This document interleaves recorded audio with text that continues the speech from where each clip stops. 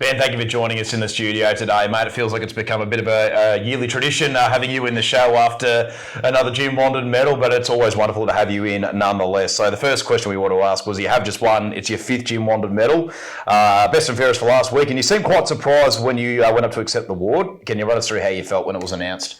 Yeah, I was surprised. Like I said on the night, I felt like the two divisions merging this year, there was a lot better players this year. And, it definitely, as you can tell by our results, the competition is a lot stronger and, closer results at the top end. But, yeah, mate, I was obviously stoked to get it. Arnie Joy there giving me it. Yeah, incredibly humbling, really, really cool experience that I'll probably look back on when I'm retired, which probably won't be too far away, to be honest. I'm getting a bit long in the tooth, but that'd be something that in a couple of years I'll probably reflect on and go, that's pretty bloody awesome. So I am proud. That one, made me really, really proud.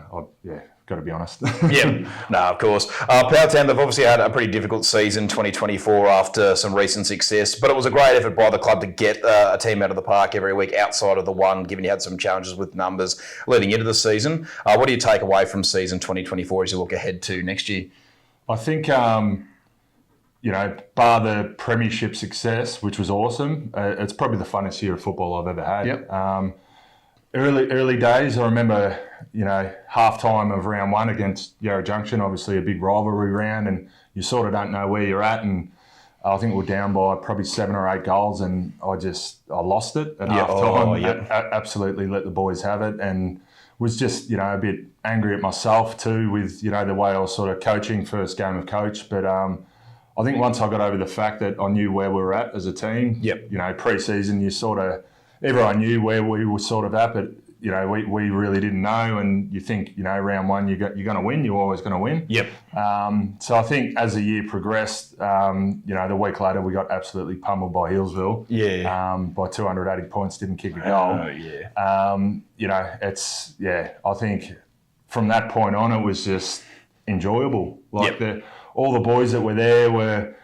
Some of them hadn't played since, unders, under 13s, under 12s. It was awesome to see their buy-in, and they kept fronting up, mate. I cannot fault them. And we played 69 players in the series this year, so that just goes to show what sort of strange year we had. But it was, I wouldn't change it for the world. It was extraordinary. It was really, really good to be a part of. Yep. In round 14 this year, mate, you did break the Premier Data points record with 336, but then you actually decided that wasn't good enough, so then in round 8 you went and broke it again with 348 points, and the biggest amount of disposal you had listed was 61. Do you pay much attention to the stats outside and all the outside noise during the season? It's hard not to. The boys let you know about it. They call me Premier Data's love child. And you hear it on the field, it's from the crowd, from the other players and whatnot, and let alone your own players and your own crowd. I'm not about it. I don't like the limelight on me. But you sort of, I don't know, that they just put it up regardless. I'm just out there just trying to play footy and do the best I can for my team. But I felt like I had a pretty good year, and the guys that I had with me, I wouldn't have been able to do it without them. Absolutely.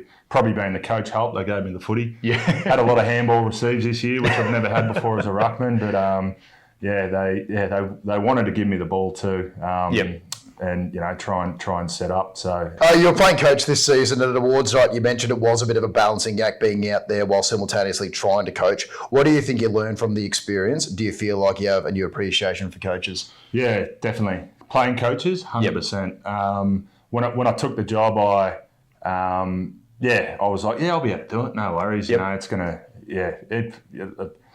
Players in the past that I've respected have done it. Jared.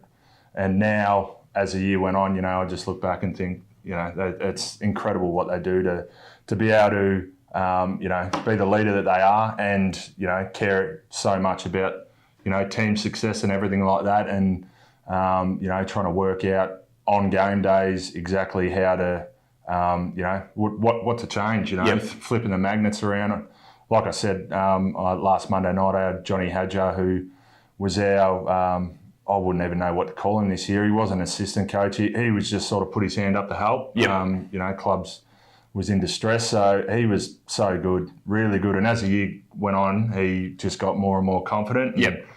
A few times I had to say, Johnny, we're not doing that, mate. Yep. That's outrageous. But a couple of times we just rolled with it, and he's. I'd be lost without him this year. Really lost without him. But really appreciate. More appreciation for the player coaches. Yeah, of course. You've recommitted to Powelltown again for season 2025. Can you talk about your connection to the club and what motivated you to sign on? So I got there in 2018, I think. So I was at Wandon, hence why I was at the game on Sunday. Yep. So I got injured early in the season in 2015, I think it was, when they were undefeated. Yep. And I went on holidays with one of my good mates, and then had a couple of years off, and then went to Thornton Ilden. Yep. So I was there for a bit, and I was there for 1 year with my best mate James Ashby, who plays at Powley as well. Yep. And we played Powelltown in a game, might have been the third or fourth last game of the year. Yep. And just loved it. Yep. Loved the drive up there, and just loved the people. Everyone was so friendly, and we sort of said to each other, maybe we should come here next year. So that was in 2018. So been there ever since. Seen a lot of players come and go. Try to get as many of my friends up there as I can. Yep.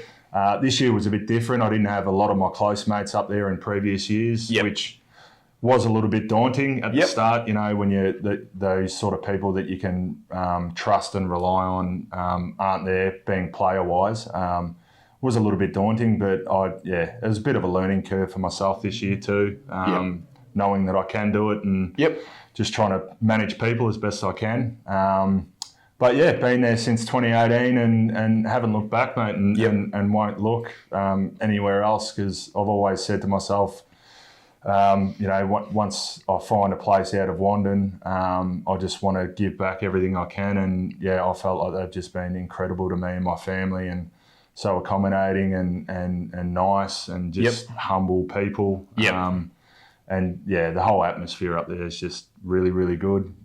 Signed a new coach in Ryan Hanley, and he is the most enthusiastic man you'll ever meet. I'm sure you'll meet him next year. He is just out of this world with excitement, and the playing group's just cannot wait, and he's already putting things in motion and some good things coming. So. Obviously, you played in a couple of flags, and 2022 in particular was a drought breaker for the club. And just a second, how special was that to, provide that kind of success and joy for Powelltown? Yeah, it was really good. One of the things that popped up the other week, because it was 2 years since, was the Channel 9. Oh, yeah, of course, Channel 9 lady that came out, Shuba, I think her name was. It was massive. Probably my favourite of the two, if you've got to pick one. Oh, of course, Like first one's always the best. It's like your children, you don't like to say, but you've got to... There's always one at times, and at this time it's probably that first premiership, in 33 years. And, I felt that we were in the club rooms, the old club rooms at that stage too. So last year we didn't really have anywhere to go back to after the game.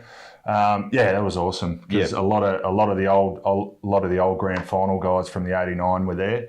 And it was just something that I'll remember forever. Just the happiness for days on end, weeks on end. So. No. Ben, thank you so much for joining us in the studio, mate. It's always a pleasure, and I'm sure we'll probably have you back here in a year's time. Thanks, Aiden. Cheers, mate.